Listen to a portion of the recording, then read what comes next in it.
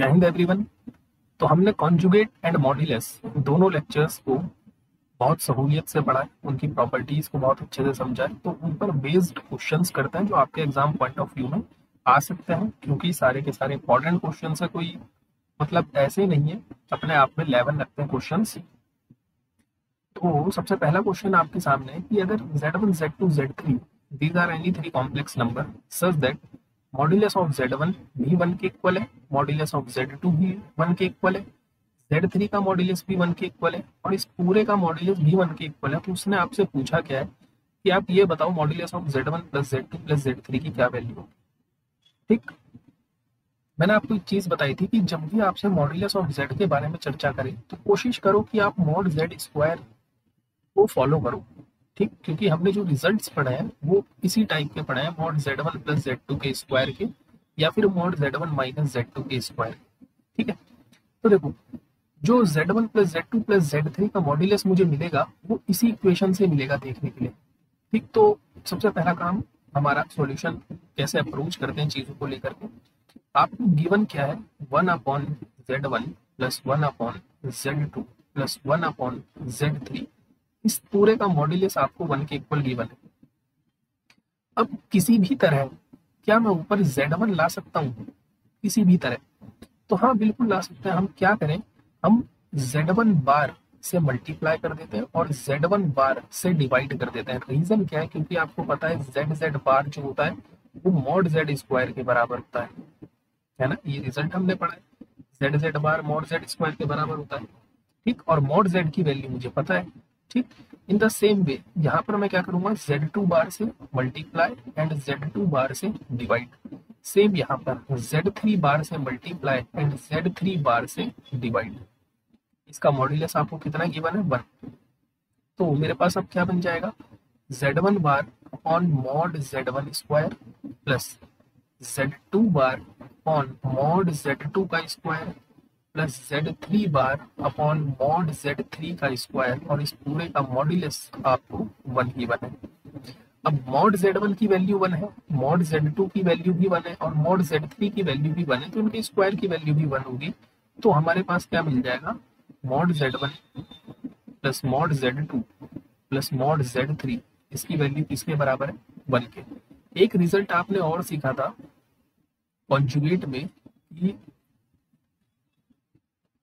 Z1 plus Z2 का जो conjugate होता है वो इजीली डिस्ट्रीब्यूट हो जाता है ना। ये चीज आपने सीखी थी। तो इस चीज को मैं ऐसे भी तो लिख सकता हूँ, Z1 plus Z2 plus Z3 इस पूरे का कॉन्जुगेट इक्वल्स टू 1। और आप एक चीज जानते हो कि आप चाहे इसका मॉड्यूलस निकालो चाहे आप इसका मॉड्यूलस निकालो, दोनों कॉम्प्लेक्स नंबर के मॉड्यूलस सेम आते हैं।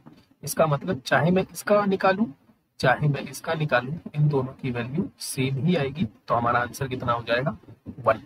ठीक, तो अप्रोच आपकी बिल्कुल क्लियर होनी चाहिए कि आपको चीजों को लेकर कैसे डील करना है। लास्ट सेशन में आपको याद होगा हमने Z square plus Z cube equal to Z bar equal to 0 के सॉल्यूशंस फाइंड आउट किए थे। अब हम यहाँ पर फाइंड आउट करेंगे Z cube plus conjugate of Z के सॉल्यूशंस। ठीक, ये भी क्वेश्चन आपके एग्जाम में पूछा हुआ है। अब हमें केवल नंबर ऑफ सॉल्यूशन से मतलब है, सॉल्यूशन क्या आएंगे हमें इस चीज से मतलब नहीं है। तो हमारे सामने जो इक्वेशन गिवन है वो गिवन है Z cube plus Z bar equals to 0। Look, आप इसको ऐसे भी सॉल्व कर सकते हो, Z की जगह पर 1 प्लस आयोटा भी लेके और इस इक्वेशन को सॉल्व कर सकते हो जैसा हमने प्रीवियस करा था लेक्चर में। लेकिन यहाँ पर क्यूब है तो एक लेंथी बन जाएगी प्रोसेस। तो उसके लिए मैं क्या काम करता हूँ, Z cube equals to minus Z bar, इस Z बार को उठाकर दूसरी साइड ले गए। नाउ दोनों तरफ हम मॉड्यूलस अप्लाई कर लेते हैं, मॉड्यूलस ऑफ Z। और मुझे पता है कि modulus of minus Z is same as modulus of Z and this is same as modulus of Z bar. ठीक, तो इसकी वैल्यू सेम हो जाएगी किसके, मॉड्यूलस ऑफ Z की। So we have modulus of Z cube minus modulus of Z equal to 0. That means modulus of Z को मैं common ले सकता हूँ। So modulus of Z square minus 1 equal to 0. तो यहाँ से दो बातें हैं।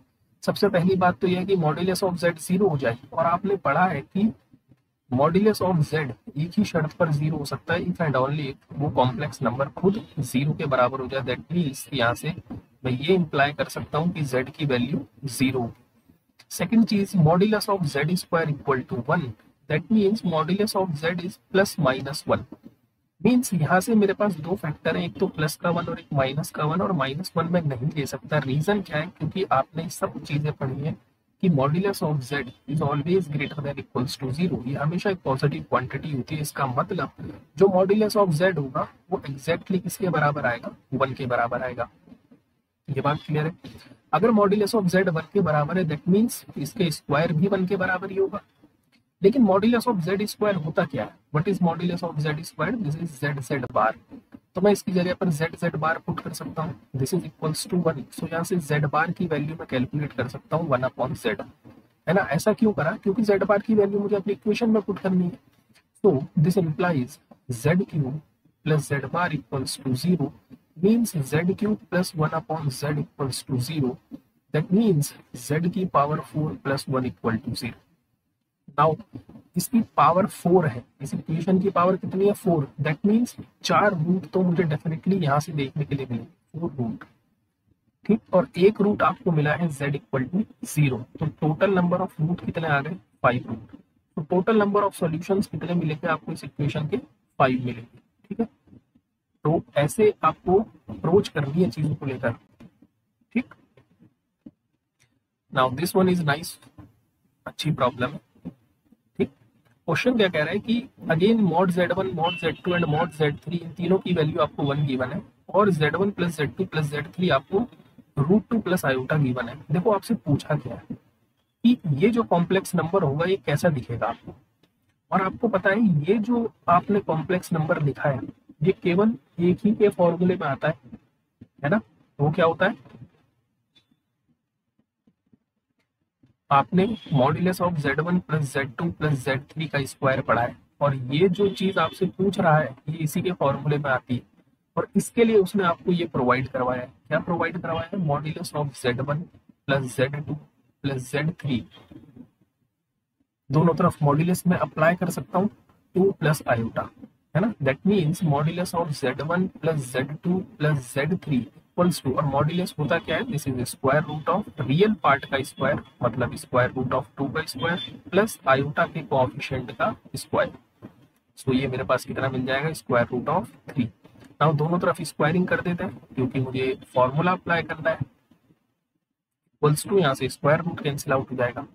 नाउ अब इसका हम फॉर्मूला अप्लाई करते हैं। सो ये क्या हो जाएगा? Mod z1 square plus mod z2 square plus mod z3 square, और इसके मैंने आपको दो फॉर्मूले लिख पाए थे, जिसमें एक फॉर्मूला था 2 real part of z1 z2 bar plus z2 z3 bar plus z3 z1 बार। इसकी वैल्यू किसके बराबर है? 3 के। Now mod z1 mod z2 और मॉड z3 तीनों की वैल्यू आपको 1 गिवन है। So 3 plus 2 times real part of Z1 Z2 bar plus Z2 Z3 bar plus Z3 Z1 bar equals to 3. Now 3 से 3 cancel out हो गया. That means 2 times of real part of Z1 Z2 bar plus Z2 Z3 bar plus Z3 Z1 bar is 0. इसका मतलब real part of Z1 Z2 bar plus Z2 Z3 bar plus Z3 Z1 bar is 0। ये एक complex number है जिसका real part 0 के बराबर है। आप ऐसे समझो कि अगर Z आपके पास a प्लस आयोटा भी कोई कॉम्प्लेक्स नंबर है और मैं आपसे बोलूं real part of Z is 0, इसका मतलब क्या है कि जो कॉम्प्लेक्स नंबर है वो कैसा दिखेगा? आयोटा बी टाइप का, क्योंकि a तो आपने 0 बना दिया। दैट मीन्स ये जो कॉम्प्लेक्स नंबर है ना, ये कैसा है? Purely imaginary. जिसका मतलब जो ये Z1 Z2 बार प्लस Z2 Z3 बार प्लस Z3 Z1 बार होगा, ये कैसा होगा? प्योरली इमेजिनरी, ठीक है।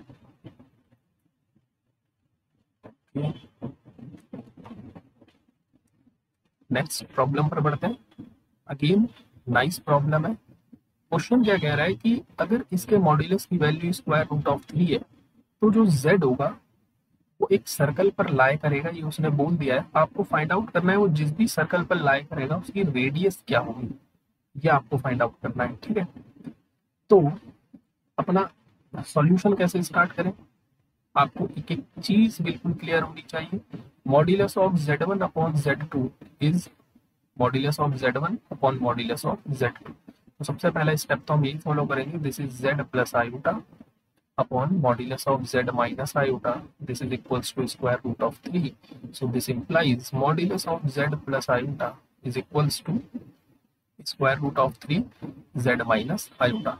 नाउ लेट्स से Z मेरे पास कोई भी एक कॉम्प्लेक्स नंबर है a plus iota b type का, तो ये मेरे पास कुछ ऐसा दिखेगा, a plus iota b plus iota equal to square root of 3 a plus iota b minus iota.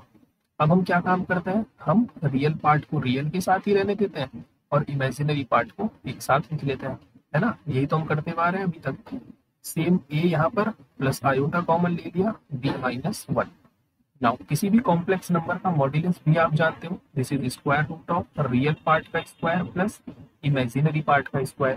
तो जब मैं इसका मॉड्यूलस ओपन करूंगा, so this is what, this is square root of a square plus b plus 1 का whole square equals to square root of 3, और यहाँ पर भी a square plus b minus 1 का होल स्क्वायर। नाउ दोनों side हम squaring कर देते हैं ताकि हमारा स्क्वायर रूट कैंसिल आउट हो जाए। So this we have b plus 1 का whole square equal to 3 times of a square plus b minus 1 का होल स्क्वायर। ठीक, so we have a square, यहाँ पर हम होल स्क्वायर का फॉर्मूला अप्लाई कर देते हैं, इक्वल्स टू 3 ऑफ, यहाँ पर भी क्या हो जाएगा, b स्क्वायर प्लस 1 माइनस 2। ठीक, सो सिंपल इक्वेशन है, आप सिंपल इक्वेशन सॉल्व कर रहे हैं। ठीक, सो 3 से मल्टीप्लाई करवा देते हैं, we have 3a square plus 3b square plus 3 और माइनस 6b। ठीक, तो आपको दिखने लग गया होगा एक सर्कल की इक्वेशन देने वाला है ना, सारी साइड हम राइट हैंड साइड में ले जाते हैं। तो we have 2a square plus 2b square, है ना, और माइनस 8b और minus plus 2 equals to 0। Now 2 से हम पूरी इक्वेशन को डिवाइड करवा देते हैं, so we have a square plus b square minus 4b plus 1 equal to 0। ठीक, ये आपको इक्वेशन मिली है। क्या आप सर्कल की इक्वेशन जानते हो? हम बोलेंगे ये सर्कल की इक्वेशन क्या होगी, x square plus y square plus 2gx प्लस 2fy plus c equal to 0, और इसका सेंटर क्या होता है सर्कल का, minus g comma minus f. ये भी हम सब डिस्कस करेंगे कोऑर्डिनेट ज्योमेट्री में। और इसकी रेडियस क्या होती है, what is radius, radius is square root of g square plus f square minus c. Now compare करवाते हैं इस इक्वेशन को इस इक्वेशन से। तो यहाँ पर आप ध्यान से देखो, एक्स स्क्वायर का काम कौन कर रहा है, ए स्क्वायर, वाई स्क्वायर का काम कौन कर रहा है, बी स्क्वायर। नाउ लुक, यहाँ पर x का कोऑफिशिएंट नहीं है, मतलब a का कोऑफिशिएंट नहीं है, दैट मींस g की वैल्यू कितनी है, 0। y का काम कौन कर रहा है, b, है ना, तो y का कोऑफिशिएंट इधर क्या है, 2f, और ऊपर b का कोऑफिशिएंट क्या है, -4। तो यहाँ से f की वैल्यू कितनी आ जाएगी, -2, और c कितना है, 1 कांस्टेंट। ठीक, तो आपको तीनों चीजें मिल गई है। अब आप सिंपली इसका सेंटर भी बता सकते हो और रेडियस भी। तो इसका आप सेंटर क्या होगा, व्हाट इज सेंटर, तो आप कहोगे minus g comma minus f, that means 0,2। What is radius, radius क्या होगी, radius is square root of g square plus f square minus c. So square root of 0 का square plus -2 का square and -1, so square root of 3। ये आपका answer हो जाएगा। ठीक, तो नेक्स्ट लेक्चर में मिलते हैं हम square root of a complex number के साथ। तब तक के लिए जय हिंद, जय भारत।